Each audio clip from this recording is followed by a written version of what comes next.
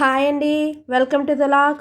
ఈరోజు లాంగ్ ఏంటంటే అండి, మొన్న శ్రావణ మాసం వచ్చేసింది కదండి. ఇదైతే మొదటి శుక్రవారం లాగ్ అండి. ఆ రోజు నేను మార్నింగ్ పూజ ఎలా చేసుకున్నాను, పిల్లలకి క్యారేజీ పంపేసిన తర్వాత నా డే రొటీన్ ఎలా జరిగిందో ఈ వీడియోలో అయితే మీరు చూస్తారండి. ఇంక మార్నింగ్ అయితే తలస్నానం చేసేసి ముందుగా అయితే పిల్లలకి బ్రేక్ఫాస్ట్ అవన్నీ ప్రిపేర్ చేసి లంచ్ ప్రిపేర్ చేసేసి ఇంకా స్కూల్కి పంపేశాక ప్రశాంతంగా దండం పెట్టుకుందామని అయితే రెడీ అవుతున్నానండి. ఇక్కడైతే ఇడ్లీ వేస్తున్నానండి, పిల్లలకి ఈజీగా అయిపోతుంది కదా అని చెప్పేసి.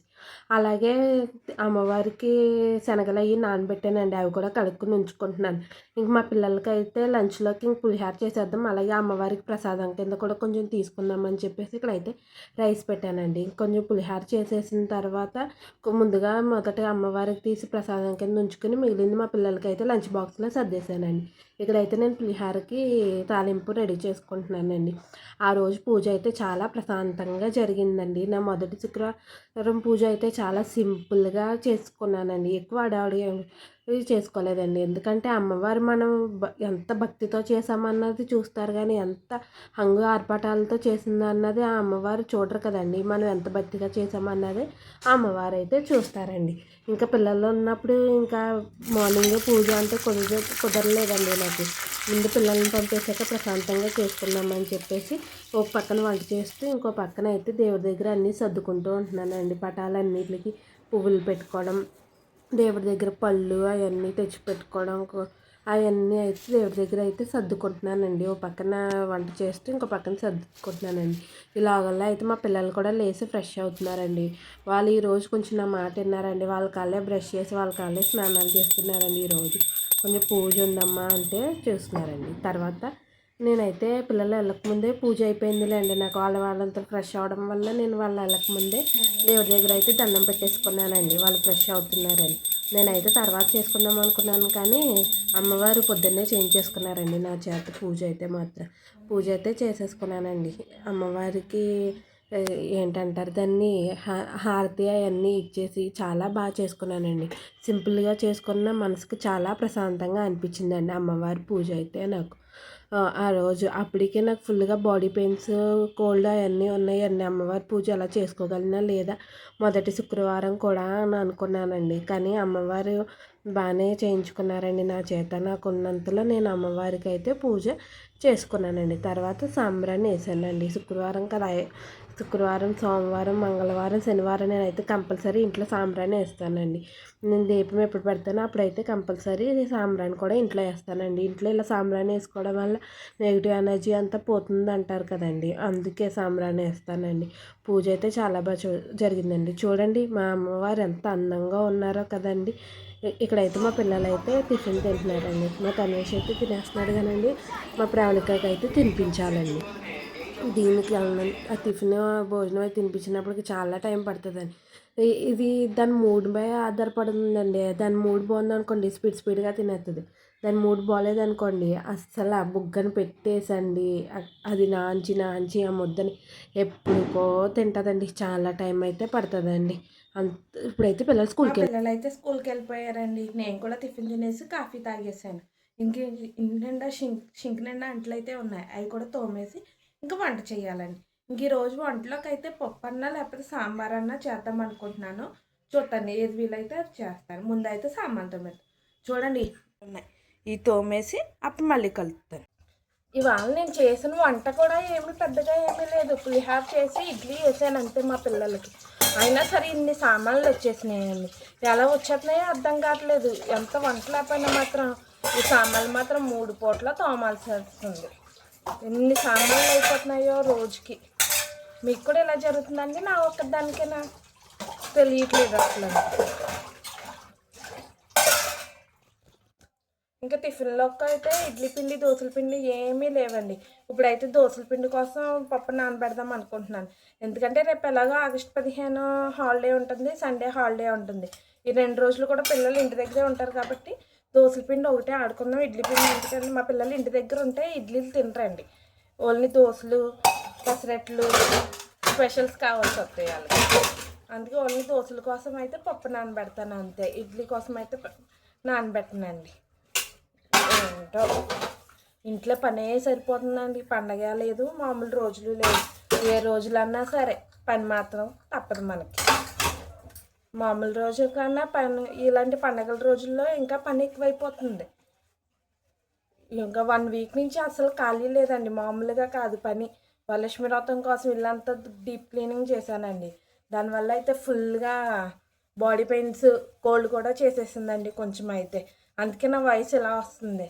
ఏమనుకోకండి, ఇగ్నోర్ చేసేయండి నా వాయిస్‌ని కొంచెం. నా వాయిస్ నేనే వినలేకపోతున్నాను. మీరు ఎలా వింటారులేండి. సరే అండి, సామాన్లు అయితే తోముతున్నాను. తోమేశాక కలుస్తాను. అలా అయితే తోమేశానండి. ఇప్పుడైతే పప్పు నానబెడతాను దోసల పిండి కోసం. చూసారా ఎన్ని సామాన్లు వచ్చినాయో. చేసిన వంట అయితే తక్కువ, కానీ సాంబార్లు మాత్రం ఇన్ని వచ్చినాయండి. సాంబార్ ఏమన్నా చేద్దాం అనుకున్నాను, కానీ సాంబార్ అయితే వేస్ట్ అయిపోద్ది. ఎందుకంటే ఈరోజు ఒక పూటే భోజనం కాబట్టి అక్కడికి పొద్దున్న దేవుడి దగ్గర పెట్టిన పులిహోర కూడా చాలా ఉండిపోయిందండి. అందుకే ఇంకా పప్పు మామిడికాయ వండేసి బెండకాయలు ఉన్నాయి, బెండకాయలు ఫ్రై చేస్తాను. సింపుల్గా అయిపోద్ది, సందాల పిల్లలకు కూడా ఉంటుంది. అలాగే దేవుడికి ప్రసాదంగా శనగలు పెట్టాను కదండి, ఇవి కూడా ఉడికించేసి తాలింపేసేస్తే ఈవినింగ్ స్నాక్స్ కింద పిల్లలు ఎవరో ఒకరు తింటారు. ఇప్పుడైతే వంట పని స్టార్ట్ చేయాలండి. పప్పు అయితే నానబెట్టేసానండి దోశల కోసం. అది మధ్యాహ్నం 4, 5 అయిన తర్వాత ఆడతాను. ఇప్పుడైతే వంట పని స్టార్ట్ చేశాను. పప్పు అయితే ఒక కప్పు మినపప్పుకి 2.5 రైస్ నానబెట్టానండి. అలాగే కొద్దిగా గుప్పెడు అటుకులు నానబెట్టాను. ఆ రైస్లో అయితే 1 స్పూన్ మెంతులును, 2 స్పూన్లు శనగపప్పు, పచ్చి శనగపప్పు ఉంటుంది కదండి, అవి కూడా వేసి నానబెట్టాను. ఇలా నానబెట్టుకుంటే దోశలు అయితే చాలా బాగా. పప్పు మామిడికాయ వండుతున్నాను కదండి, పప్పు మామిడికాయ కోసం పప్పు అయితే నానబెడదాం కాసేపు అని చెప్పేసి. ఒక్క పూటే కదా, నేనైతే పులిహోర తినేస్తానండి. మా హస్బెండ్కి, సందాల పిల్లలకి కదా ఈ చిన్న గ్లాస్ పప్పు అయితే మాకు సరిపోతుంది. మా పిల్లలు అయితే పప్పు ఇష్టంగానే తినేస్తారండి. చాలా ఇష్టం పప్పు వాళ్ళకైతే. 2 వడియాలు వేపేసామంటే వాళ్ళు ఇష్టంగా తినేస్తారు. పప్పు అయితే నానబెట్టాను కదండి, ఇందులోనే మామిడికాయ ముక్కలు, పచ్చిమిరకాయ ముక్కలు చిన్న గిన్నెలో వేసి దీనికి మూత పెట్టి విజిల్ పెట్టేసి 3 విజిల్స్ అయ్యి కట్టేస్తే పప్పు మెత్తగా ఉడికిపోతుందండి. అప్పుడు తాలింపు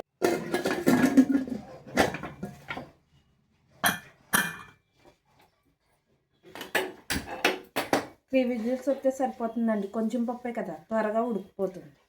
ఈ కుక్కర్ అయితే దాని మీద పెట్టేసి దీని మీద అయితే బెండకాయ ఫ్రై పెట్టేద్దాం. టైం వేస్ట్ ఎందుకండి, మనకి త్వరగా చేసేసుకుంటే సరిపోతుంది. 1/2 కేజీ బీరకాయలండి, మొత్తం ముదిరిపోయినాయి, కొద్దిగానే దొరికినాయి. వాటితోనే ఫ్రై చేసేస్తాను. ఎంత అవసరం లేదులేండి, మా పిల్లలు అయితే ఎలాగో తినరు. మా హస్బెండ్ ఒకళ్ళే కదా తినేది, ఆయనకైతే సరిపోతుంది పప్పులోకి సైడ్ డిష్ కింద.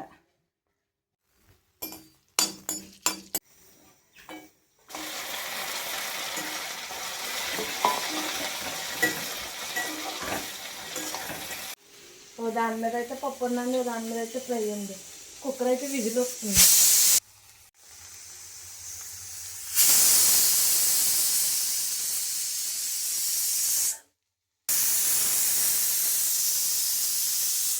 దీంతో అయితే 3 విజిల్స్ వచ్చేసినాయండి. ఇంకా పప్పు అయితే ఆఫ్ చేసేస్తున్నాను.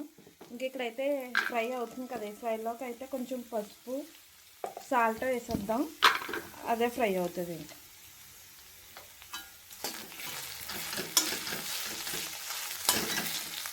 నేనైతే కొన్ని వేడి మంచినీళ్ళు తాగుతున్నానండి. గొంతుకి అసలు మాట రావట్లేదండి, చాలా దారుణంగా ఉంది కంఠం దగ్గర అయితే మాత్రం.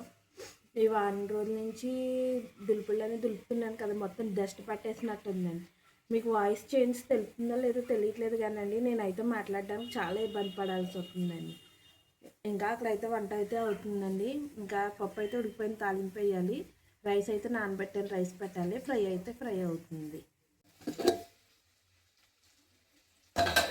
పప్పు అయితే ఇలా ఉడికిపోయిందండి. చూసారా ఎంతలా పొగలు వచ్చేస్తుందో. ఇదైతే కలిపేద్దాం. అప్పుడు మామిడికాయ ముక్కలు అందులో వేసి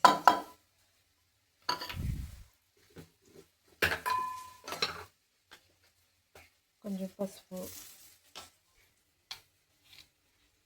ఉప్పు,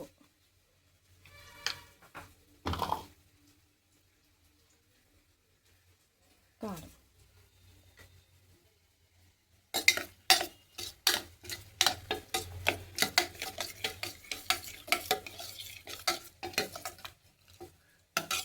ఫ్రై అయితే ఆల్మోస్ట్ ఇంకా అయిపోయి వచ్చిందండి. ఒక 2 మినిట్స్ అయితే ఫ్రై కంప్లీట్ అయిపోయింది.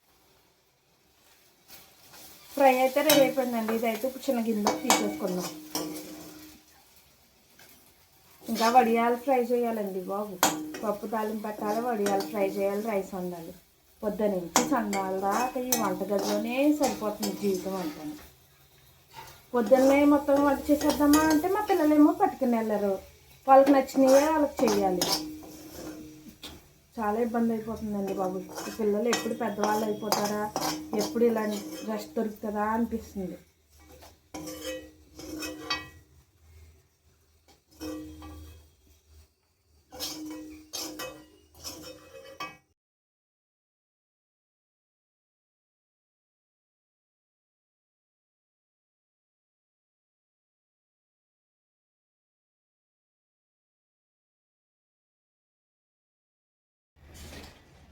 వంట అయితే కంప్లీట్ అయిపోయిందండి. ఇంకా దేవుడి కాడ శనగలు పెట్టాను అన్నాను కదా, ఆ శనగలు అయితే ఉడకడానికి పెట్టానండి. అన్నం కూడా వార్చేసాను.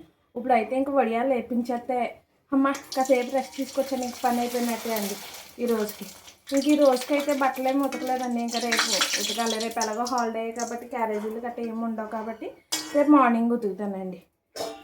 రోజు ఈ పని అంతా చేసినప్పటికీ అలిసిపోతున్నామండి బాబు. పిల్లలు ఎప్పుడు పెద్దవాళ్ళు అవుతారేమో తెలియదు, కానీ ఇవైతే చాలా కష్టం అండి. ఈ వడియాలు అయితే మేము ఇంట్లో చేసిన వడియాలేనండి.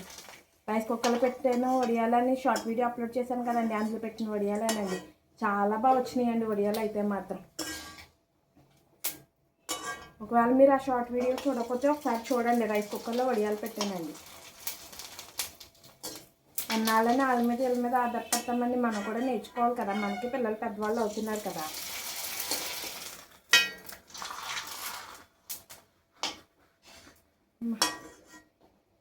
పేరుకు వర్షాకాలమే కానీ అసలు సరిగ్గా వానలే పడలేదండి ఈ సంవత్సరం అయితే. బయట ఎంత గట్టిగా ఉందంటే అంత గట్టిగా ఉందండి.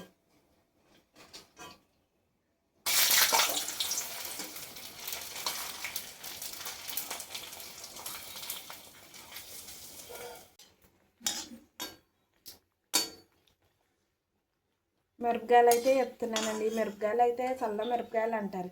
ఇవైతే మా హస్బెండ్కి చాలా ఇష్టం అండి ఈ మిరపకాయలు. ఏమున్నా లేకపోయినా ఈ మిరపకాయలు ఉంటే చాలా ఆయనకైతే. ఒక్కొక్కడి అప్పుడంలా ఎంత అలా ఉందో అండి, చాలా బాగా వచ్చినాయండి. నోట్లో చూడండి, చూసారండి ఎంత బాగా వచ్చినాయో వడియాలు. మీరు కూడా ఒకసారి ట్రై చేసి. శనగలు ఉడకడానికి పెట్టానండి, అవి అయితే ఉడుకుతున్నాయి కాసేపు అయితే. ఇప్పుడైతే లంచ్ టైం అయిందండి. ఇప్పుడైతే నేను భోజనం చేసేస్తున్నాను. ఈరోజు మా భోజనంలో వచ్చైతే స్పెషల్ పులిహార, వైట్ రైస్, పప్పు మామిడికాయ, బెండకాయ ఫ్రై, వడియాలు. అంతే అండి. మరి తినేసాక మళ్ళీ కలుపుతుంది. రంపు అయితే చాలా ఎక్కువగా ఉందండి. గొంతుకి అసలు గుట్టుకైనా అందుకే అల్లంతో పాలు కాసుకుని తాగుదామని చెప్పేసి అల్లం పాలు కాసుకుందామని చేస్తున్నానండి. పాలల్లో అల్లం, కొంచెం పసుపు,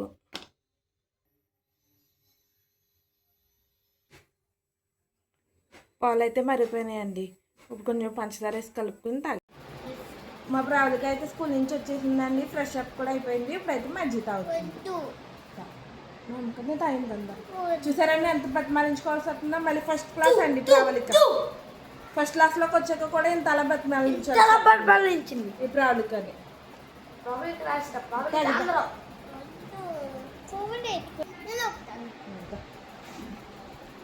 బట్టలు తీసుకుంటారు కదా.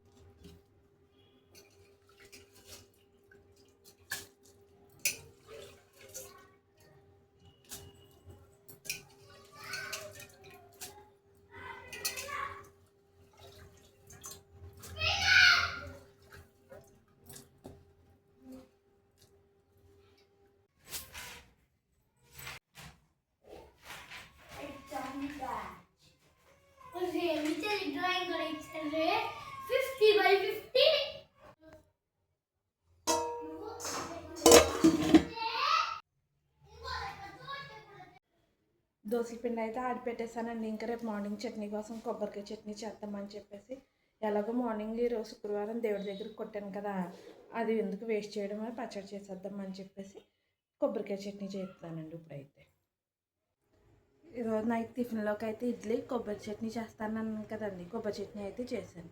ఇంక అంతేనండి. టిఫిన్ తినేసి సామాన్లు తోమేసుకుని ఫ్రెష్ అయిపోయి పడుకోవడమేనండి. ఇంక అంతేనండి. ఈ వీడియో మీకు నచ్చినట్లయితే వచ్చిన లైక్ ఇచ్చేయాలండి. Bye bye.